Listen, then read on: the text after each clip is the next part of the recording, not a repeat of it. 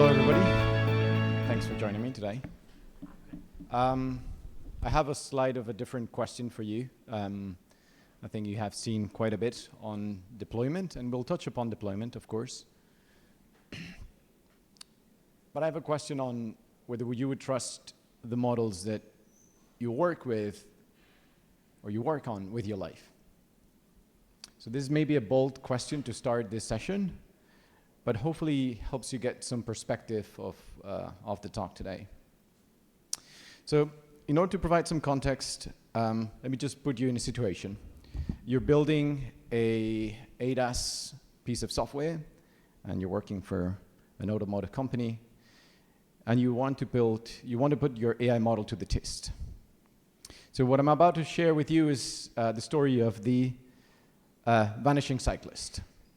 If you're into AI, you may have heard of the story of the vanishing gradient, and that's a real thing in AI. The vanishing cyclist, I just made it up for the talk. But this is you, and you're just, running or just, cycling your bicycle in a standard road. And what I'm about to share is how the story of the vanishing cyclist works. It's basically that neural networks are quite vulnerable to imperceptible perturbations, and these can cause major safety critical impacts. So this is the original image. That's where you are. And we add some noise, some perturbation to that image, creating what we're going to call an adversarial image. This is a variation of the original image. And to the naked eye, and I mean, you can probably not see any difference, but there is a difference to the AI model. So we're using DeepLab v3+. I was excited to see DeepLab v3 shown by Mohammed on the SD workshop a few hours ago, or an hour ago or so. And when we run the original image, we basically get our cyclist, right? As well as some other objects in the scene, because we're doing image segmentation here. We're basically classifying each one of the pixels to a class. When we run the same algorithm, same neural network with our adversarial image, the cyclist is gone. And so this opens up a whole new set of problems, especially when we touch the area of safety critical systems. And safety critical systems are everywhere today. They are in the cars we drive. They are in the planes that took us, many of us here, or trains, medical devices. And thankfully, we have good software practices in place, right? And so when it comes to traditional software development practices, we have a whole set of standards that each one of these companies putting together these products need to follow, right? And these standards allow us to achieve the highest level possible of quality. When we incorporate the AI model into the mix, the situation is challenging and tricky because there are no standards out there yet, or some of them are being developed. And of course, there's interest by many of us in incorporating these AI models into these safety critical systems, but we need to do it with very high assurance. So that's what this talk is about. So my name is Lucas Garcia. I should have introduced myself. I'm a product manager for AI products at MathWorks. I've been with MathWorks for over 17 years now, working with customers and helping them use our tools effectively.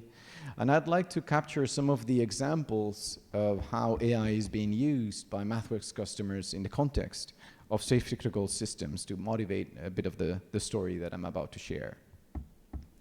So one example comes from BMW. BMW deployed this machine learning model to basically detect oversteering and deploy it to the ECU. We have examples from Airbus, who designed these onboard FPGA-based deep learning processor for anomaly detection. And I would want to throw in a personal story since this is from my home city. The Madrid Metro, I don't know if you've ever been here or been to Madrid, adopted machine learning to do predictive maintenance in tunnels. And all of these stories are basically sharing some common themes And I've captured these themes into 3 key trends.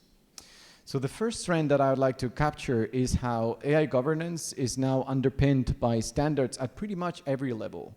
All the way from government regulation. Here in Europe, we're ruled by the EU AI Act, all the way up to AI verification and validation. Those are very specific standards to guarantee that AI models are robust. The second trend that I'd like to bring up is how industry organizations are playing a key role in defining all these processes.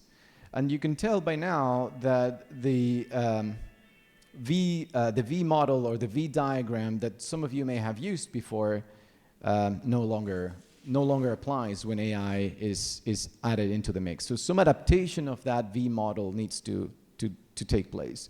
And here's some examples of how some organizations have adapted that V model. The third trend that I'd like to highlight is related to how some of our customers have come up to us and said, all right, we need specific tools to address these challenges. So they've been asking for static analysis or dynamic analysis techniques, and I'll touch base on some of these later on. And so this brings me to a common AI-driven system engineer design process that I want to capture for this talk. And I think for many of you, this will be familiar. You typically start with a problem. So you have a problem, it's right in front of you. You try to dissect the problem, maybe understand what some of the user expectations, concerns, requirements, and you start to come up with these whole set of steps that are going to help you ultimately develop an AI model, integrate it within a larger system, verify it, deploy it, and then monitor its performance.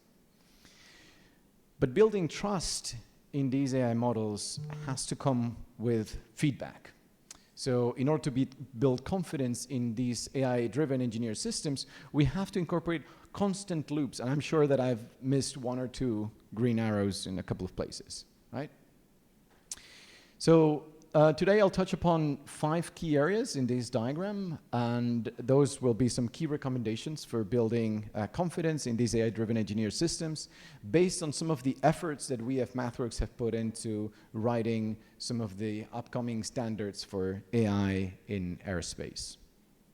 So I'll touch upon data, I'll touch upon model development and training, the integration, the verification of models, and then operation, monitoring, and deployment, as well as, finally, the AI governance that's ruling everything together. So this is what it looks like. This is my outline. And I'm not going to spend a lot of time in each one of these items, but happy to follow up with any of you. So starting with data. Data is food for AI, right?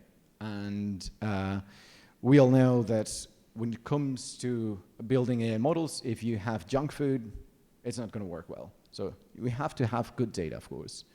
So we at MathWorks have been working on providing tools, domain-specific tools, to support data processing needs. And of course, this is an AI talk, and so I was forced to add some pictures of either dogs or cats, and I'm more of a dog person, so that's why you get a dog there.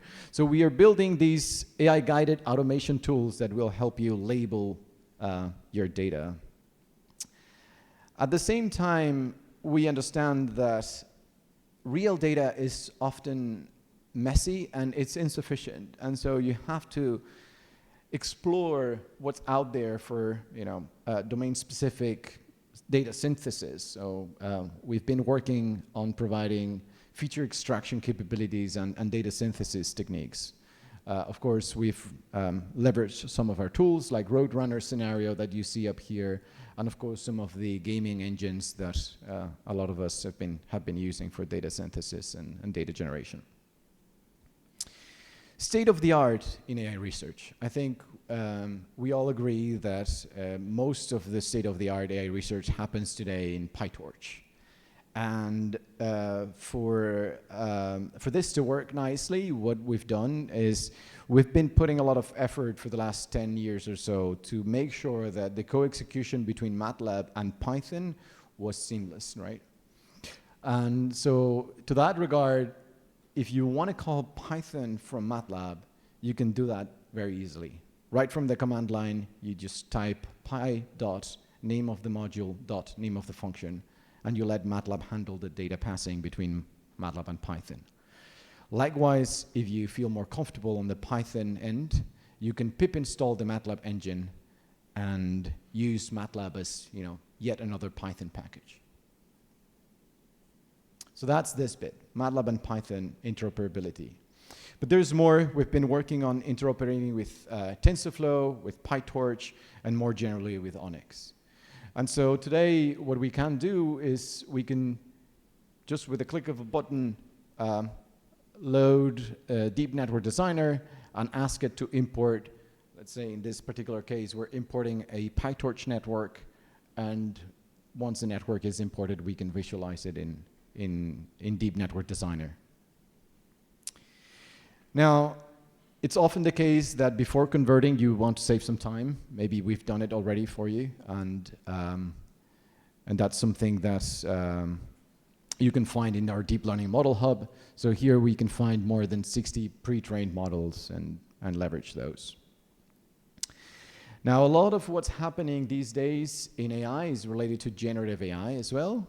And so in this regard, we've also been connecting with the top LLM APIs, OpenAI, Ollama, and others. And you can just download some of our repos in GitHub to get started.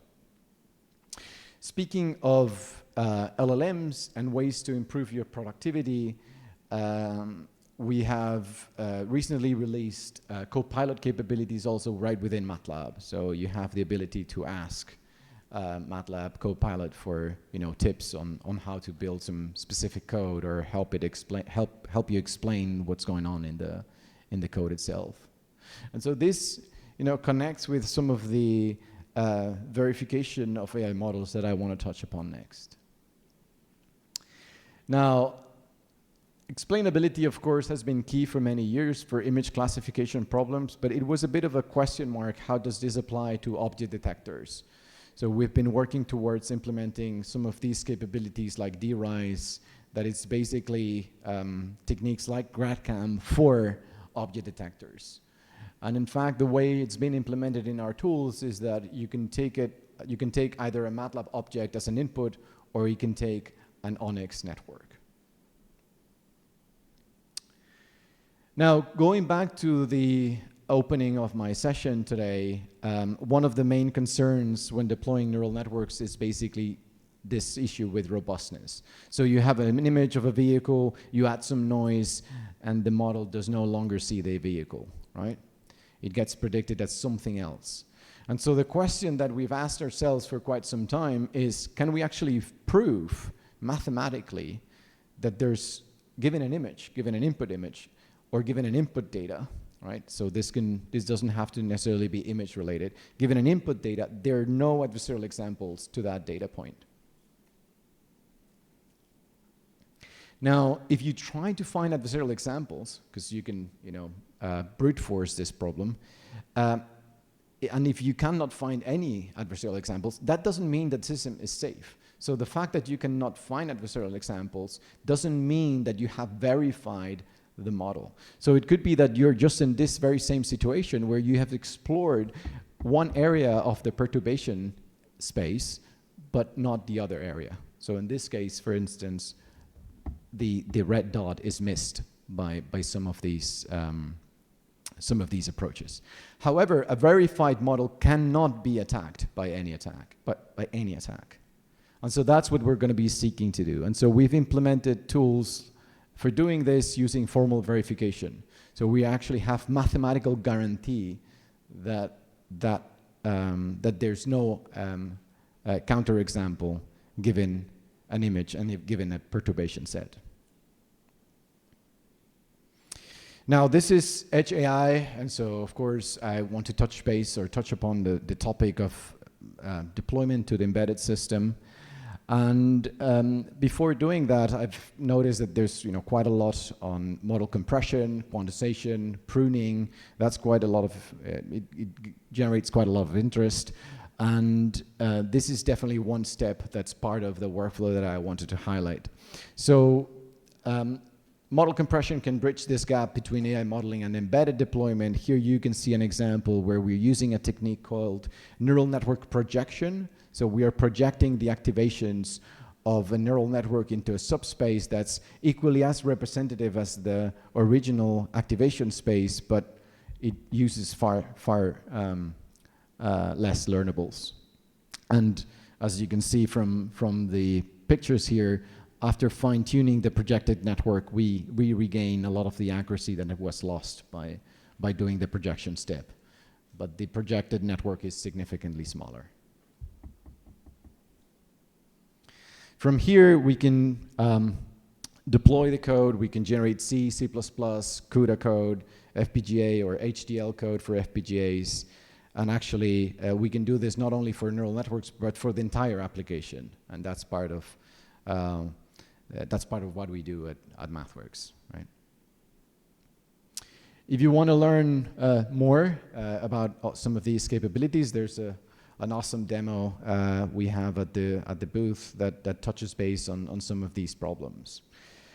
And before I move on to the last topic, I want to capture one last item related to in and out of distribution data. So the goal here is that your system must be able to identify unknown examples and either reject them or escalate them to a human for safe handling, right? So imagine this situation: you've trained an AI model, to detect some images in a runway, but you haven't considered that there could be smog in the runway. So pollution, highly dense pollution in the runway. And so when this happens, your model is not going to behave well, right? Because it hasn't seen that data, but it's going to give you an output, right? So it's better that you have some runtime monitoring system in place that flags that issue and tells you that you should act accordingly. My last topic is on regulation and governance. We've been contributing to recent and upcoming certification standards for automotive, space, and also aeronautical systems. So some of these standards have been released already. Some others will be released in the near future. But one key aspect here that we've understood well is that in order to understand all the implications, you need to follow these end-to-end workflows. And so we've been working on putting together reference workflow examples that have, tons and tons of scripts and functions and models so that they can be used by industry and adapted to their own needs. So that's it from me. These were my key recommendations. Take an eye on the data, make sure that you use high-quality data, leverage the state-of-the-art research, spend some time explaining and verifying your models. That's something that often goes unnoticed. And then I think the deployment aspect is definitely very well covered throughout the conference. And keep an eye on regulation and governance, especially if you're dealing with safety-critical systems. Yeah, that's it for me. Thank you.